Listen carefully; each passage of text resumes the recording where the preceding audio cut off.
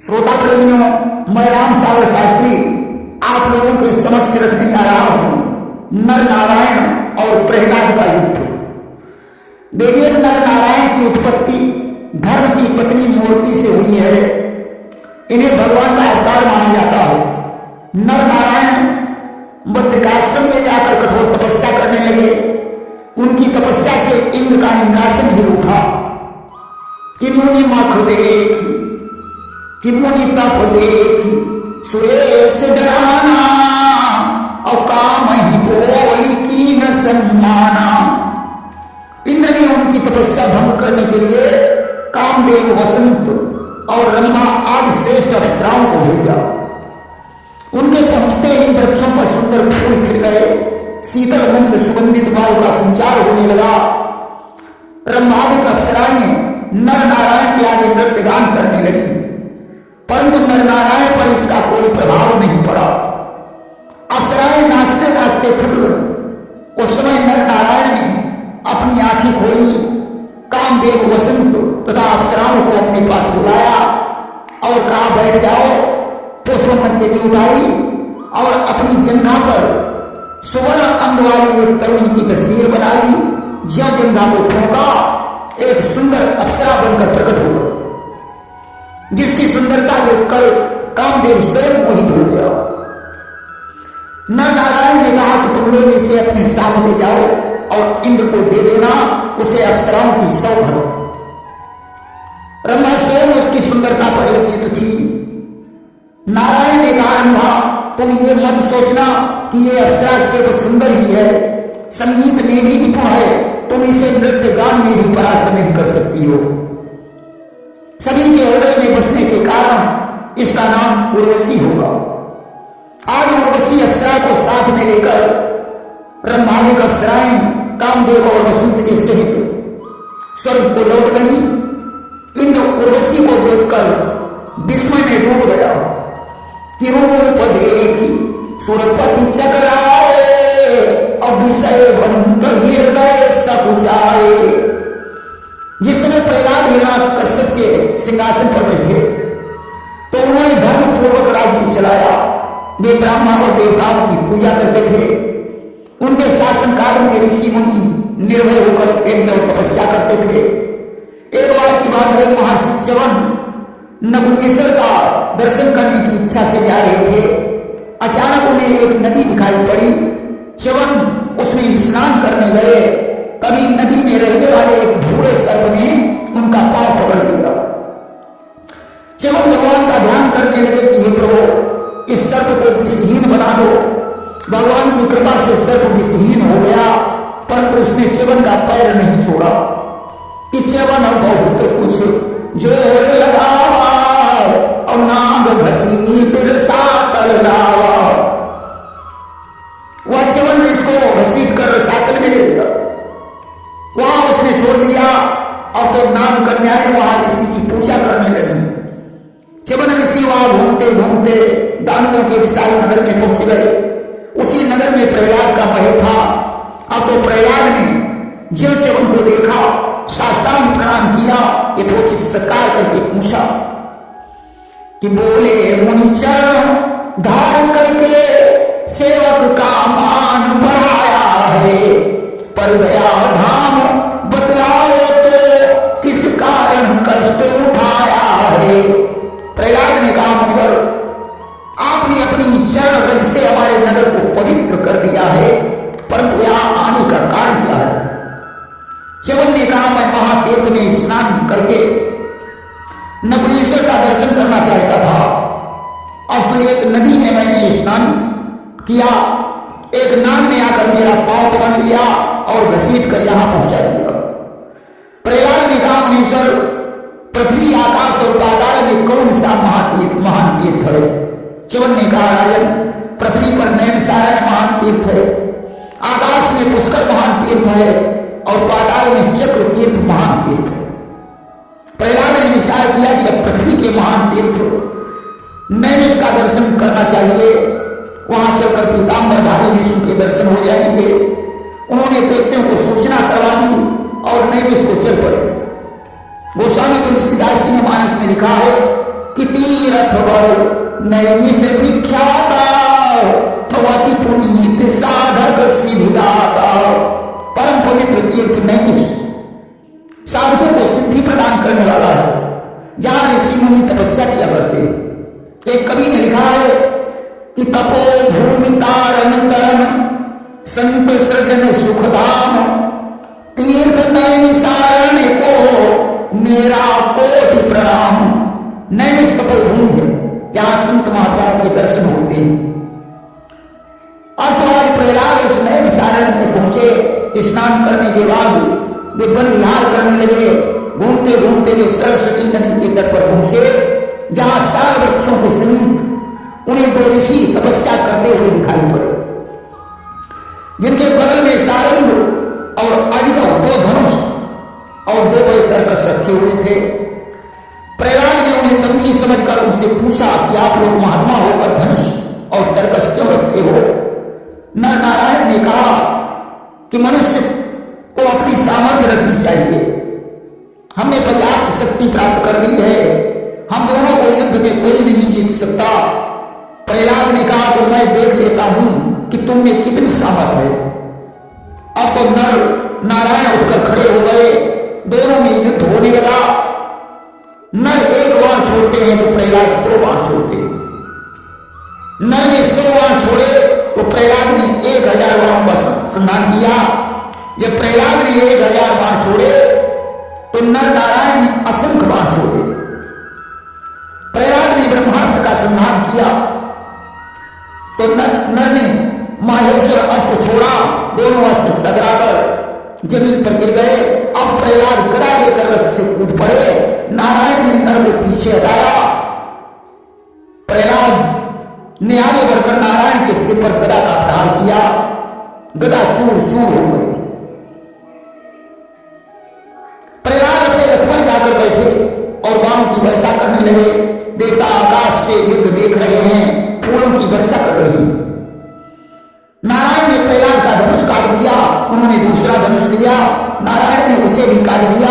अब वो प्रहलाद जो धनुष लेते हैं नारायण उसे काट देते हैं।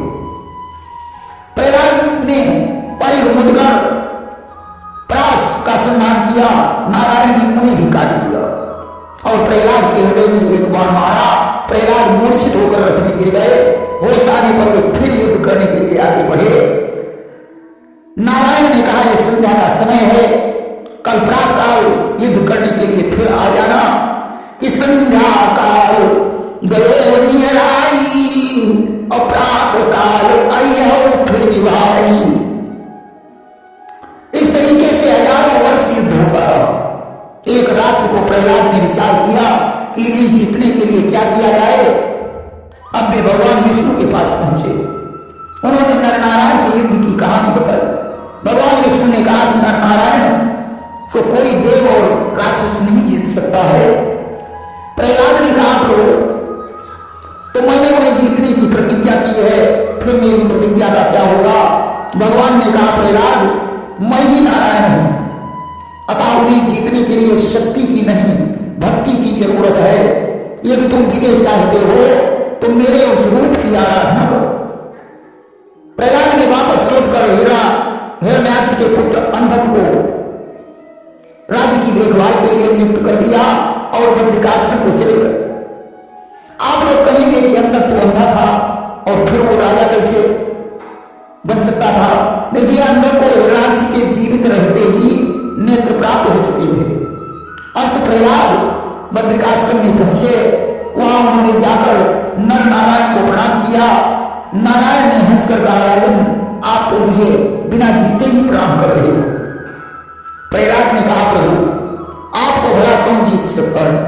नारायण बोले आज तुमने अपनी अनन्य भक्ति से मुझे जीत लिया है। हारने के बाद लोग दंड देते हैं, परंतु मैं तुम्हें दंड के बदले में वरदान दूंगा। मांगो तुम क्या मांगना चाहते हो?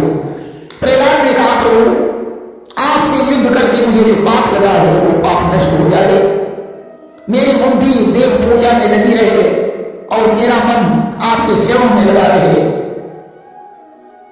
नारायण ने तथास्तु कह दिया।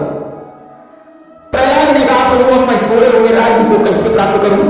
नारायण ने कहा तुम अब दैत्यों को कल्याणकारी सारी बातों का उपदेश दो और मेरा भजन करो। नारायण को प्रणाम करके प्रहलाद अपनी राजधानी में पहुंचे। प्रहलाद को देखकर दैत्य ने कहा कि अपने राज्य को स्वीकार करो। प्रहलाद ने कहा नहीं, अब मैं राज्य स्वीकार नहीं करूंगा, अब इस राज्य का अधिकारी अंधक ही रहेगा। उन्होंने अंधक का अभिषेक कर दिया और भगवान नारायण के ध्यान में लग गए। अंधक ने भगवान शंकर की तपस्या करके देवता, सिद्ध, ऋषि एवं नामों से न जीतने का वरदान प्राप्त किया। शुक्राचार्य को पुरोहित बनाकर देवताओं पर विजय प्राप्त करके संपूर्ण पृथ्वी को वश में कर दिया। राजाओं को परास्त करके उसने उन्हें अपना सामंत बना लिया। एक दिन वह सेना सहित सुमेर पर्वत देखने गया। इसाई सेन अंधक बलदाई और गिर सुमेर भिड़ पहुंचो जाई। उधर इंद्र देव सेना तैयार करके ऐरावत हाथी पर सवार होकर युद्ध के लिए निकले। उनकी सेना में 12 आदित्य, 11 रुद्र, अष्टवश, 13 विष्णुदेव, अश्विनी कुमार, यक्ष और गंधर्व थे। उधर अंधक रथ पर सवार था। उसकी सेना में विरोचन, हयग्रीव, मैदानव, दुंदुभि, संबरासुर आदि अनेकों राक्षस थे। आज राक्षस और देवताओं के बीच घमासान युद्ध होने लगा कि लागे चलन विविध हथियार अभयो युद्ध को बर नहीं पारा। युद्ध से रक्त की धार बहने लगी। प्रहलाद यमराज के साथ युद्ध कर रहे हैं। विरोचन और वरुण का सामना है। जम्बासुर कुबेर के साथ युद्ध कर रहा है। संबरासुर और पवन देव का युद्ध हो रहा है। मैदानव अग्निदेव से हयग्रीव सूर्यदेव के साथ युद्ध कर रहा है। अंधक और इंद्र का युद्ध हो रहा है। जो युद्ध में सामना करके मरता है उसे अप्सराएं उठाकर स्वर्गलोक ले जाती हैं। अंधक ने इंद्र पर मोरपंखी बाण चलाए। इंद्र ने वज्र के द्वारा उसके बाणों को भस्म कर दिया। इंद्र के वज्र से जब अंधक का रथ भस्म हो गया तो अंधक ने इंद्र के सामने पहुंचकर मुष्टिक का प्रहार किया। इंद्र पृथ्वी पर गिर पड़े। उसने शरण का प्रहार करके ऐरावत हाथी के दांत तोड़ दिए और लात मारकर हाथी को गिरा दिया। इंद्र वज्र लेकर अमरावती में घुस गए। अंधक ने देव सेना को हाथ और लात मार करके जमीन पर गिरा दिया। उधर यमराज ने प्रहलाद पर दंड चला दिया। सेना में हाहाकार मच गया। अंधक दौड़कर वहां पहुंचा और उसने दंड को बाएं हाथ से पकड़ लिया और चारों तरफ घुमाने लगा।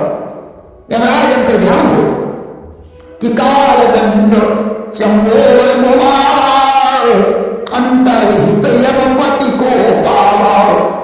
उधर वरुण राक्षस सेना को पासों में बांधकर गदा द्वारा विदीर्ण कर रहे थे। विरोचन वरुण के सामने पहुंचा। उसने वरुण का प्रहार किया। वरुण ने गदा मारकर उसे पृथ्वी पर गिरा दिया और उसके हाथी को पासों में बांध दिया। अंधक ने पास को काट दिया।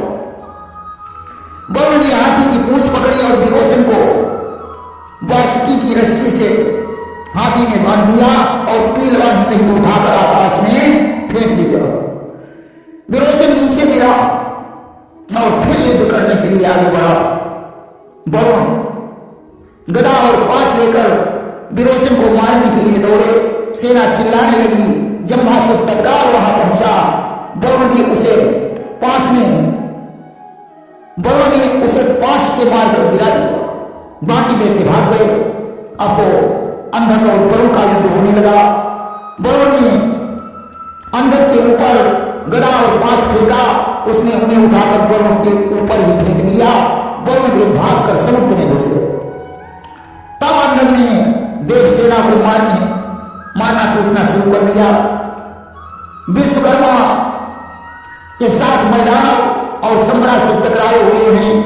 पवन देव और अग्निदेव ने वहां पहुंचकर उनके कंठ पर शक्ति का प्रहार किया। उनके कवच को काट दिया। वे रोने लगे। उस सैनिक दौड़कर अंधक के पास पहुंचे।